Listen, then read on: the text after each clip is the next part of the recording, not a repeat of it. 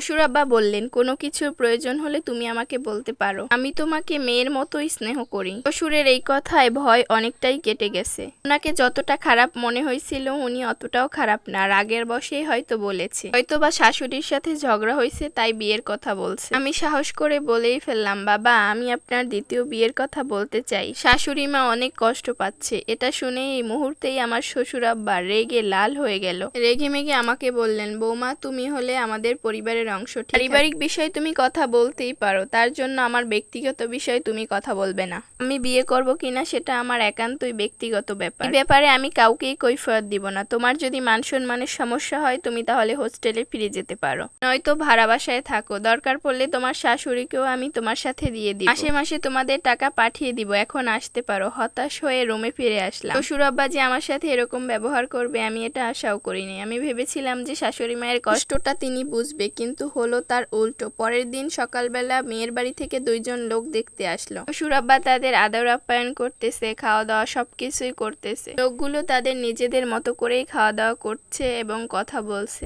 আমার ভাবতেই অবাক লাগে যে এত কিছু জানার পরেও তারা কিভাবে এই বাড়িতে মেয়ে পাঠাবে, এখানে পাত্র বিবাহিত, তার ছেলে পর্যন্ত বিবাহিত। ওনাদের সাথে কথা বলে জানতে পারলাম মেয়েটার বয়স নাকি 22 বছর। মেয়ের বয়সের কথা শুনে তো আমার মাথায় আকাশ ভেঙে পড়লো। এই যুগে এসেও 22 বছরের একটা মেয়েকে 50+ বয়স পুরো বেটার কাছে মেয়ে দিবে, তাদের কোনো আফসোসও নেই। লোকগুলো যাওয়ার সময় আমাকে বলতেছে, শোনো তোমার নতুন শাশুড়ি আসতেছে, সবকিছু তুমি নিজের হাতে আয়োজন করবা। আমি কোনো উত্তরই দিলাম না, হতভম্ব হয়ে বসে পড়লাম। তারা চলে যাওয়ার পর বাড়ির অবস্থা একদম স্বাভাবিক হয়ে গিয়েছে। শাশুড়ি মাও নিজের মতো করে কাজ করতেছে, আমাকেও কিছু হুকুম করতেছে, এটা ওটা আনা আমিও করে দিতেছি। যদি তার মনে একটু শান্তি হয় তো তাই হোক। এদিকে আমার জামাইও এই ব্যাপার নিয়ে কোনো গুরুত্বই দিচ্ছে না। এতে তখন বিকেল 4টা বাজে। শাশুড়ি মা একটা গল্পের বই হাতে নিয়ে বসে আছে, পাশে একটা খালি চানাচুরের বাটি পড়ে আছে। ওনাকে দেখে আমার খুব মায়া লাগছে। মেয়ে হওয়ার কারণে হয়তো বা শাশুড়ি মায়ের কষ্টটা একটু বুঝতে পারছি। শাশুড়ি মা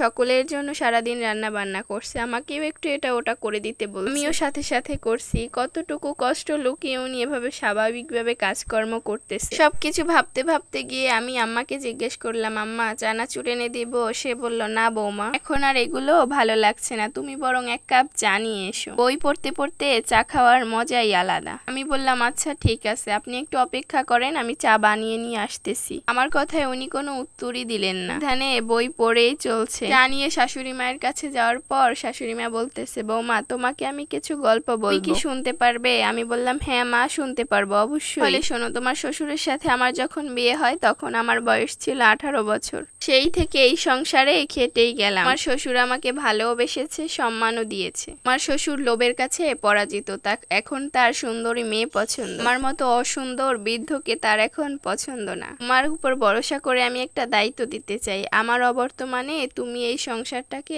সামলিয়ে রেখো। নিজের হাতে খুব যত্ন করে এই সংসারটা সাজিয়েছি, আর আমার ছেলেকেও খুব আদর দিয়ে বড় করেছি। আমার ছেলেকে কখনো কষ্ট দিও না। আমি বললাম, আচ্ছা ঠিক আছে, আমি যথাসাধ্য চেষ্টা করব।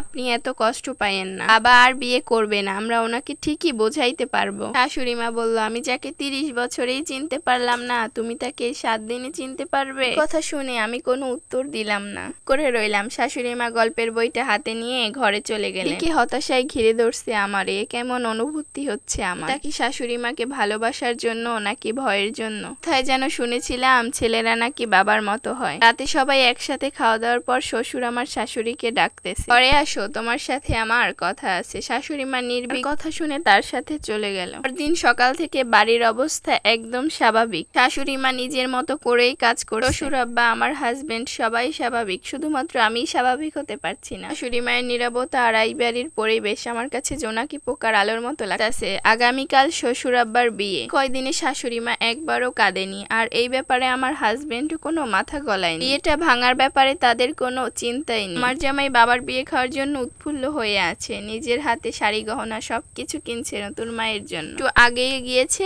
ফুলের অর্ডার দিতে। এদিকে শ্বশুরকেও বিয়ের ব্যাপারে কিছুই বলতে পারি না। হাজবেন্ডরেও বলছি, বিয়ে যদি আটকাইতে না পারো তো আমাকে বাপের বাড়ি দিয়ে আসো। আরও শেষ কথা, বাবার বিয়ে হওয়ার পরেই নাকি আমরা এই বাড়ি থেকে যেতে পারবো, শ্বশুর বাবা বলে দিয়েছে। আমার হাজবেন্ডকে দেখে খুবই বিরক্ত লাগতেছে যে সে মায়ের কষ্টটা বুঝতে পারতেছে না।